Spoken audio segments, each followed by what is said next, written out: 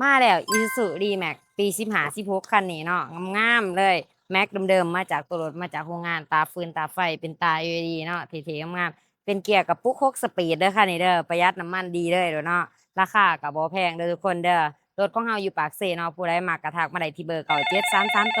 679ติดต่อมา2ทางออนไลน์เฮาจะมีโพรโมชันของแจกของแถมให้หลากหลายอย่างแน่นอนเนาะมาโอ้มาร่วมกันได้เด้อเดี๋ยวประคำรีวิวจะพาทุกคนไปรับชมรถคันนี้นำกันก่อนไป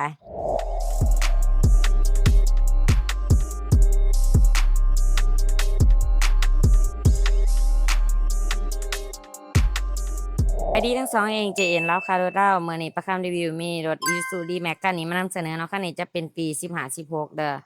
เป็นอะไรมางามๆเลยเนาะเข้ามาใหม่เป็นตาฟืนตาไฟ LED เด้อแม็กเดิมๆจากตัวรถจากโรงงานเลยเป็นเกี่ยวกับพวกสปีดเนาะประหยัดน้ำมันเลยคันนี้ช่วงล่างกันแน่นๆแอร์เย็นๆเลยเนาะ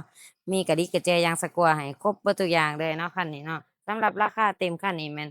500กับ25 ล้านกีบเนาะมาโอ้มาล้มกันได้ใจสดใจผ่อนเป็นเดือนเป็นปีได้เนาะผ่อนได้ทุกสกุลเงินเด้อสำหรับลูกค้าท่านใดต้องการเอารถมาแลกมาเปลี่ยนมาเทิร์นกันก็ได้ติดต่อมาเอาได้ที่เบอร์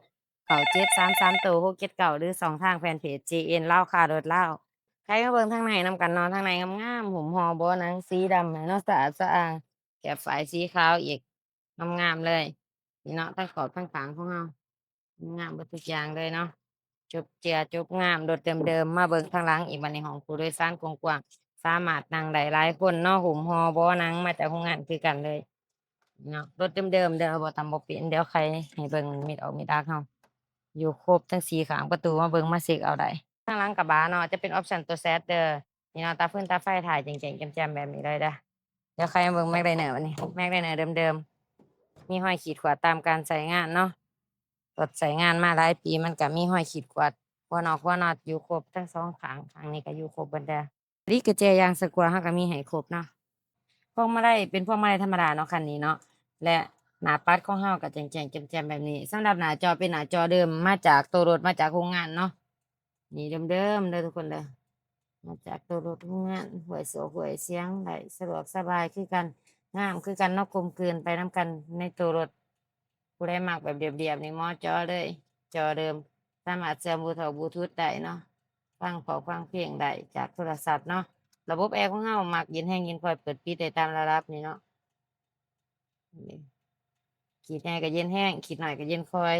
จะมีพวกตัวเลขเนาะเป็นเกี่ยวกับพวกสปีดคันนี้สะดวกสบายในการขับขี่มาเบิ่งของเจ้าของเครื่องนำกันเลยจักดีไอเย็นโซลางแหน่นบ่หัวบ่ซึมบ่เป็นไอบ่เป็นควันหมอขึ้นหมอไฟยังใหม่ๆเนาะพอหนอเท่าเดิมๆเด้อ เนาะรถเดิมๆบ่ตำบ่เปลี่ยนมาเบิ่งมาเช็กไลรถอยู่ปากเซเด้อทุกคนเด้อฟ้ากระโปรงเดิมๆหมดทุกอย่างเนาะไว้เต็มเลยทุกคันเด้อกับ Isuzu D-Max 4ประตูตัวสูงคันนี้เนาะเป็นสีขาวงามๆเลยคันนี้เป็นปี15-16เนาะตาฟืนตาไฟเป็นตา LED เด้อ